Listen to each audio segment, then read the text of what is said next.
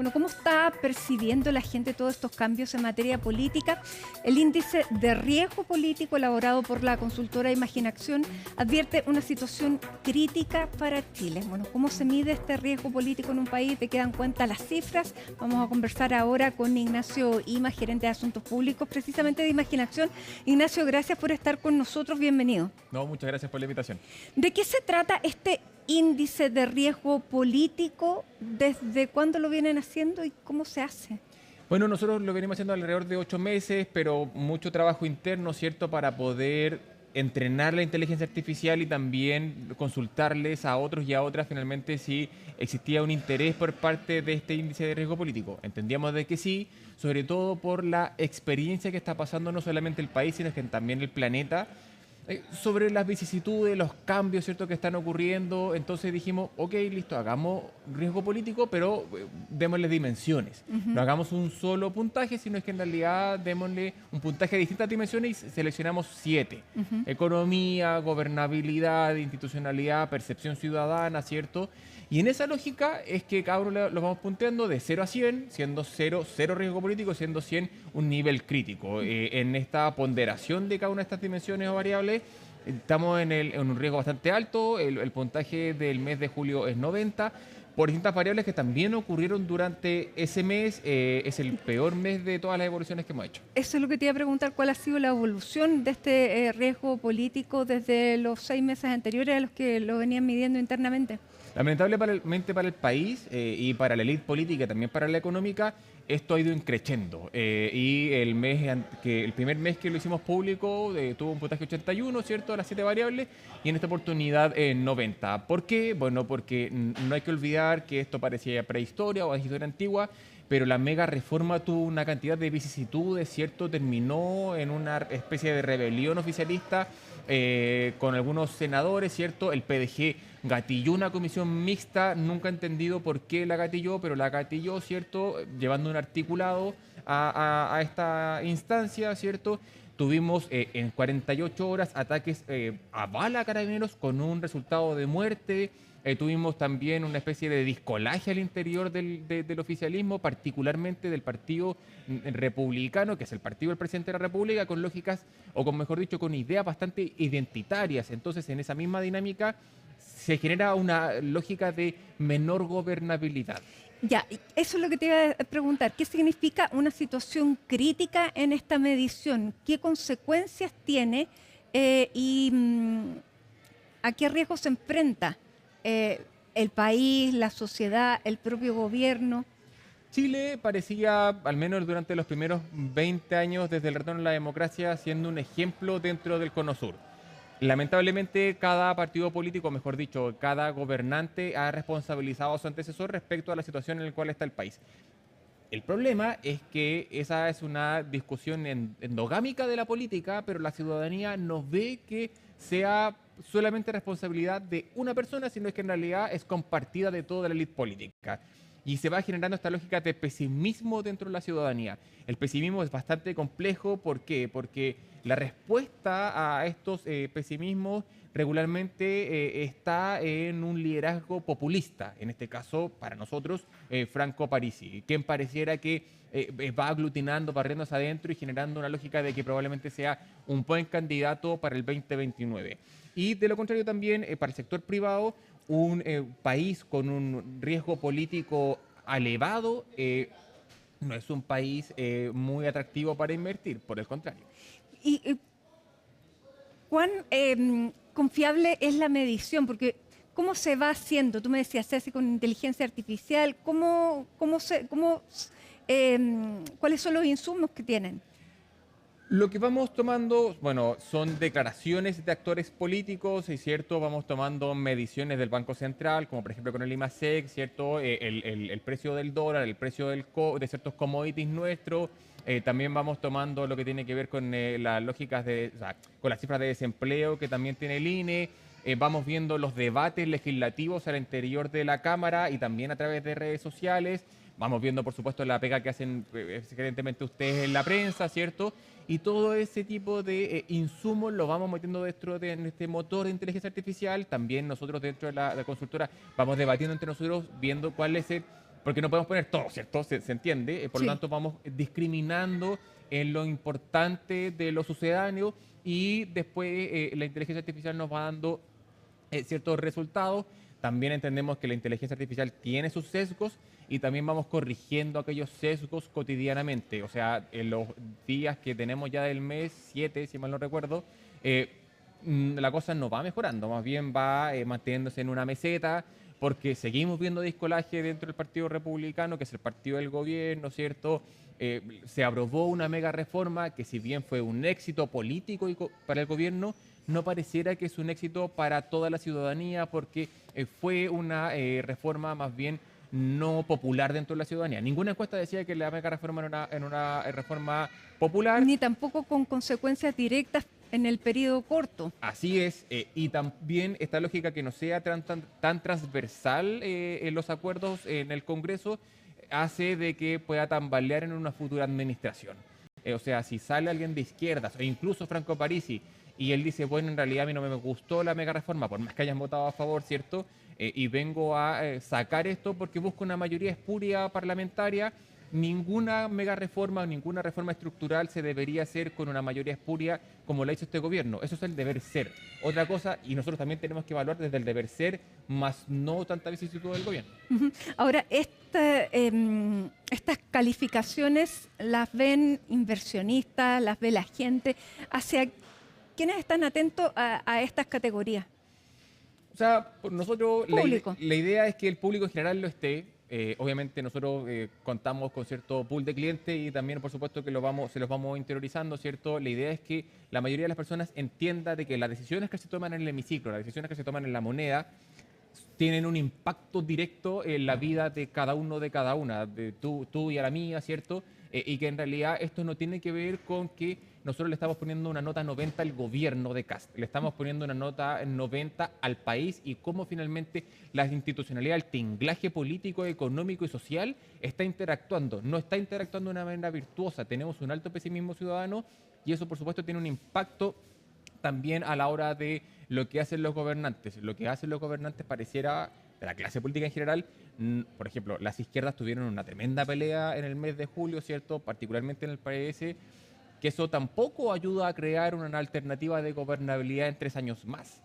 Ya, eso también se mide no solamente hacia el gobierno, sino que en general, ya, si no está resultando a través del gobierno, ¿qué alternativa ofrece la izquierda para dar una gobernabilidad? Y ninguno de los dos saca buena nota. Al menos las derechas y las izquierdas no sacan buena nota a esta altura del partido, sino es que por el contrario. Ya, de los 7 factores que ustedes están, de las 7 variables que están midiendo, los que sacan peores resultados, entendiendo que el 100 es el peor puntaje, Economía tiene un 90 en el mes de julio, que es la medición de julio. ¿Qué es lo que hizo llegar a 90? El IMASEC no fue un positivo, particularmente el desempleo no fue positivo en el mes de julio, ¿cierto? O al menos la cifra que se vio en julio.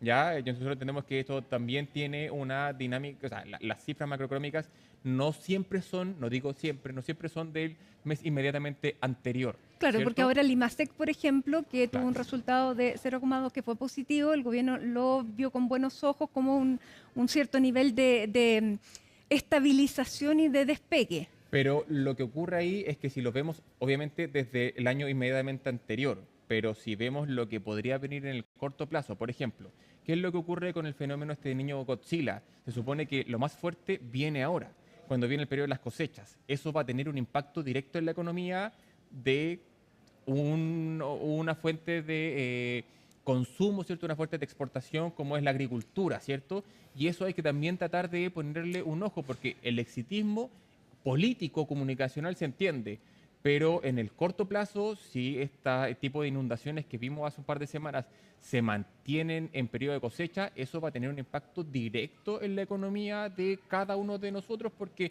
la feria va a salir más cara, el supermercado va a salir más caro. La gobernabilidad es el ítem que tiene peor Así nota, es. 95 puntos de 100, que es el peor.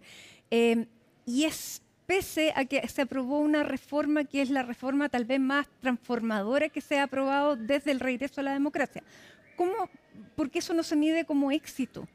Porque Lo que nosotros, o que en realidad el deber ser busca, es que una reforma sea lo más transversal posible. Yo, más allá de la discusión política, ¿cierto?, de que si las izquierdas se sentaron o no se sentaron a conversar, hubo una instancia donde las izquierdas o partes de ellas se sentaron en la mesa. ¿Qué es lo que ocurrió? Hubo un acuerdo con el Partido por la Democracia y después el ministro Quiroga ingresa una indicación entre gallo y medianoche que finalmente ese acuerdo se desdice. ¿Ah? Eso, por supuesto, no ayuda en nada a la gobernabilidad. Por otro lado, la mega reforma en ninguna encuesta de opinión pública, como le dije anteriormente, fue popular. Al contrario, tenía una mala nota, una mala calificación, una mala evaluación de la ciudadanía. Eso, por supuesto, no dialoga con tener una lógica de gobernabilidad porque la ciudadanía comienza a aglutinar molestia con el gobierno. Y por otro lado, la idea de que incluso hubo una rebelión, como dije también anteriormente, de ciertos senadores de derecha, ¿cierto? Senadores que ella.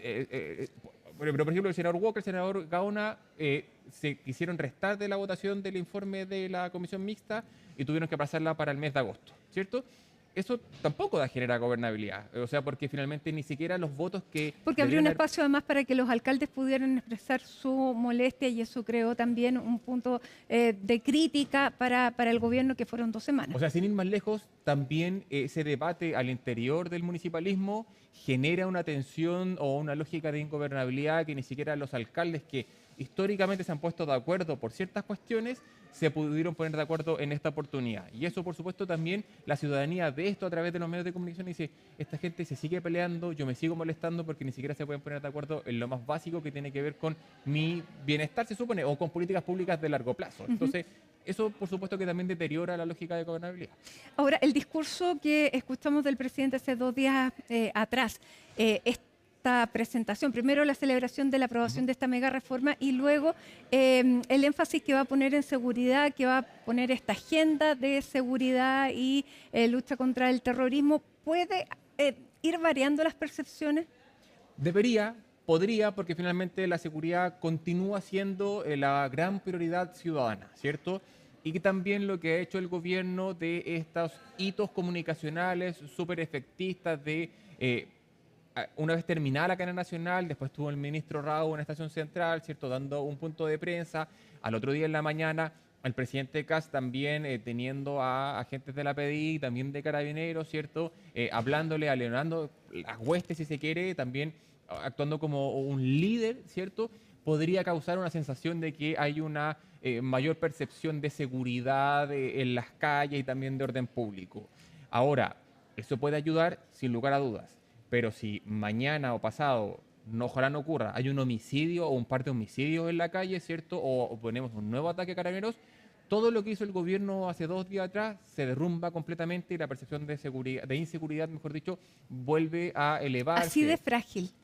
Esa es la fragilidad que tiene la ciudadanía hoy día. O sea, los temas que intenta poner el gobierno en la agenda no duran más de 3-4 días. Porque lo que dice el gobierno es nosotros llegamos al poder con un 58% y con una expectativa muy alta. ¿Qué es lo que está haciendo que esta percepción esté cambiando tan violentamente? Porque finalmente tenemos una ciudadanía que tiene la mecha corta, si se quiere, en términos muy coloquiales, ¿cierto?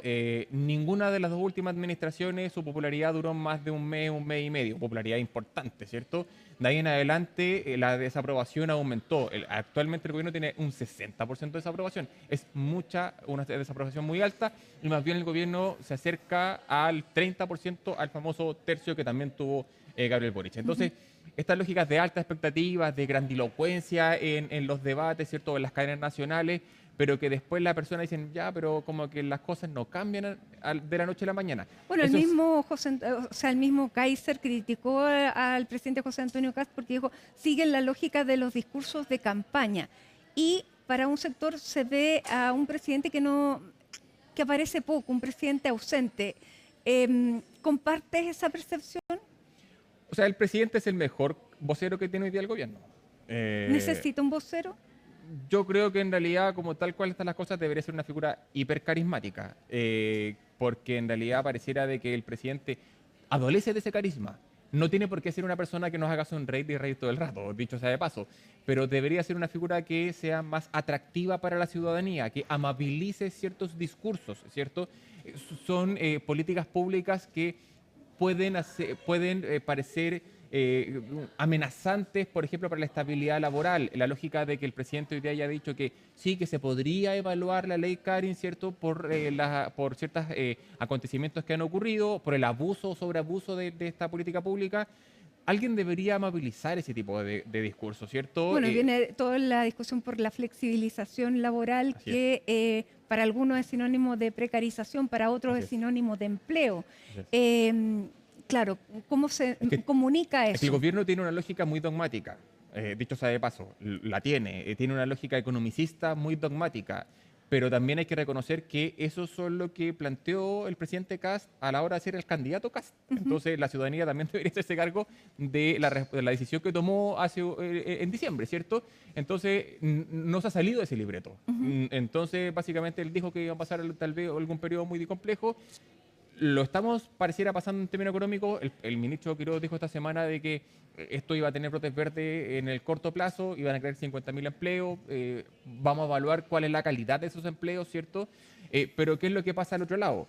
La oposición de izquierdas particularmente nos genera una alternativa. ¿Qué es lo que ha hecho la oposición de izquierdas? Más bien intentar defender ciertas cosas, pero no mira en perspectiva, no mira hacia el futuro. Y esa ¿Y falta a qué de... se debe esa irrelevancia? Cuando la oposición de izquierdas no tiene ninguna capacidad de veto o de influir en los debates legislativos porque no tienen la cantidad de votos necesarias, lo que termina pasando es generando incentivos para que las personas, o mejor dicho, los legisladores, los actores políticos, hagan lo que más les parezca. Por ejemplo, por eso la senadora Chiccardini tiene esta lógica díscola dentro del PS y no considera la opinión de su presidenta, la senadora Bodanovich, porque dice, si nosotros no vamos a poder cambiar la legislatura de la mega reforma, ¿por qué yo en realidad le tengo que hacer caso a esta señora que en realidad, y yo soy más dura en mi discurso, porque yo creo que ser una posición de izquierda más dura es lo que debe? Uno puede tener la percepción de que eso no es lo debido, porque por algo hay una institucionalidad partidaria, ¿cierto? Y se tiene que sentar a conversar, porque incluso la administración de Boric dijo que había que bajar los impuestos en los últimos meses del gobierno, los impuestos corporativos, ¿cierto? Para poder dinamizar un poco más la economía. Habían otras cuestiones que obviamente no considera como lo considera la mega reforma, pero al menos en eso, donde la senadora Chiccardini era parte del gobierno, estuvieron de acuerdo.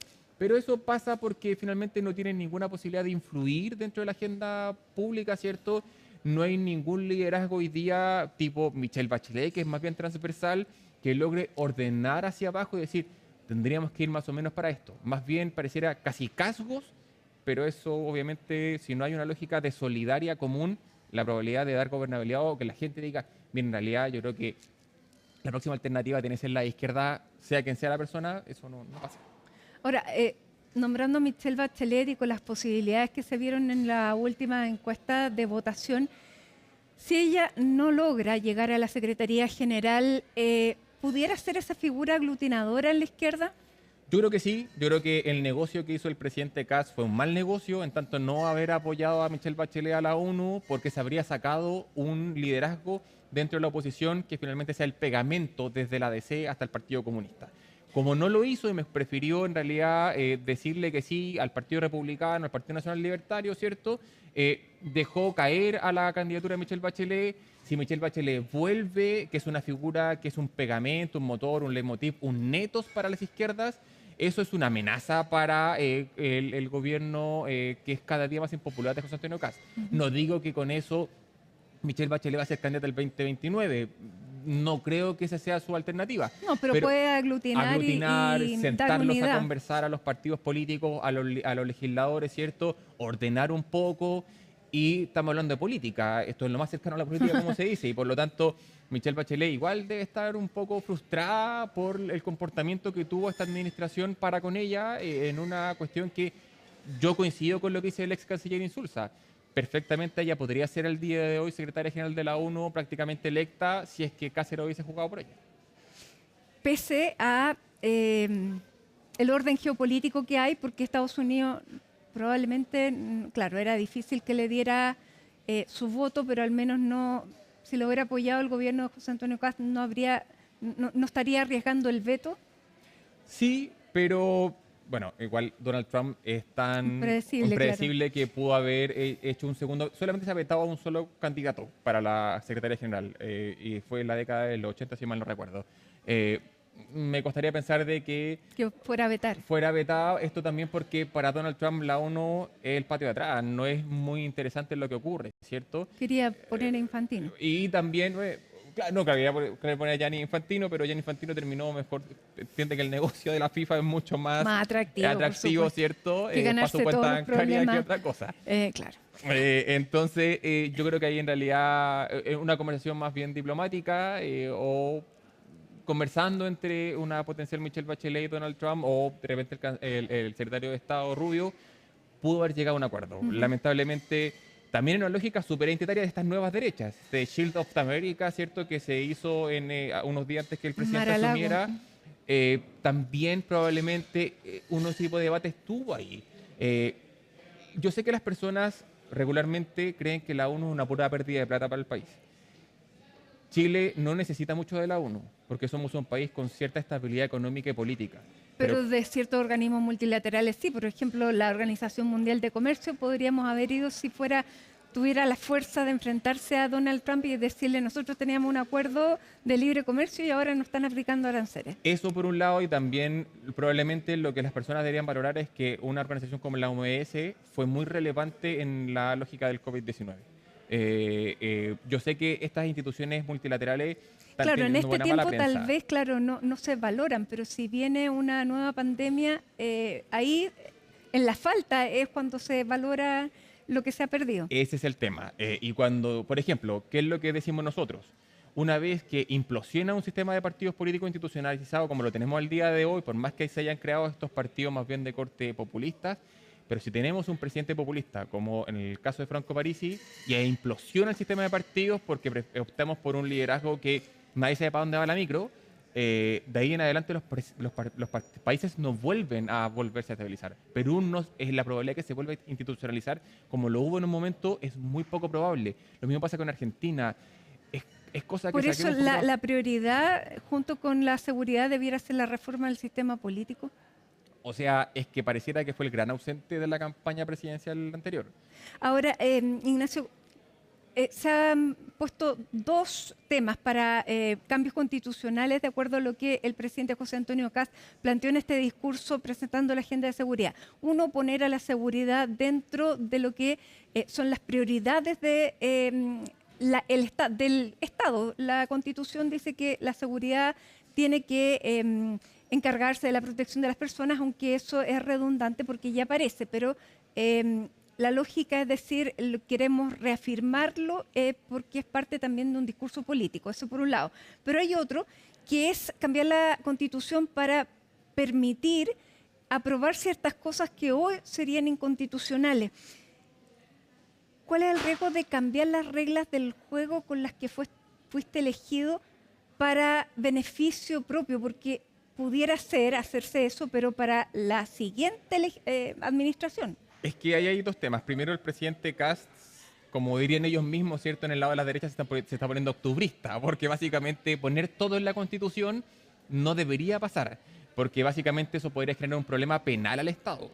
Porque la ciudadanía podría enjuiciar al Estado porque básicamente me asaltaron en la esquina. Ese es el nivel de la situación que estamos observando. Esa es la cotidianidad.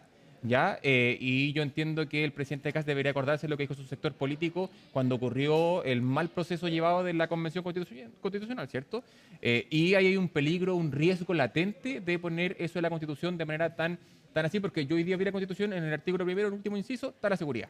Y eso debería ser porque eso es un marco. Y el legislador básicamente debería finalmente, valga la redundancia, legislar en torno a temas de seguridad. Y en el caso de volver constitucional algo que no es inconstitucional, ¿cierto? Es finalmente lograr una tensión institucional de check and balance dentro del sistema. Pero eso es lo que empiezan a hacer los gobiernos cuando se vuelven autoritarios. Eso es una dinámica, un comportamiento súper adecuado a estas nuevas derechas. Diría Casmut, que es un teórico de la ultraderecha, ¿cierto? Neerlandés, dice que es una posición de derecha radical populista.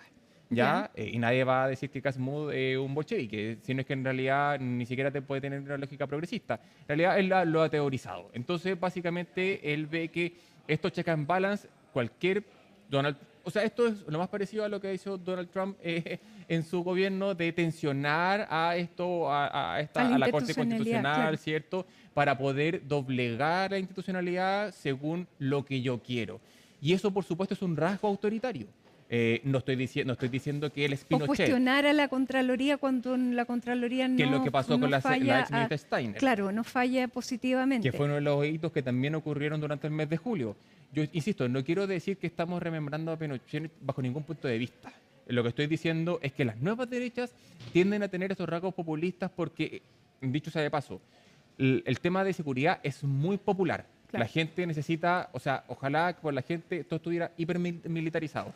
Pero eso no es un rasgo propio de una democracia liberal como la nuestra. ¿Ya? Yo entiendo la tensión que tenemos con la ciudadanía. La ciudadanía es capaz de soltar derechos individuales por mayor seguridad, tal cual ocurre en El Salvador. Por eso Bukele es tan popular en Chile. Pero Bueno, eso claro. no es propio de una democracia. Y como de las nosotros lo ya está tenemos. siendo electo y quiere ser 5 veces Bukele. Porque volvemos Bueno. a decir, a retrotraer mi discurso. Cuando llegamos a ese nivel de punto, después salirse de ese punto es muy complejo. Hay que buscar una política pública, ¿cierto?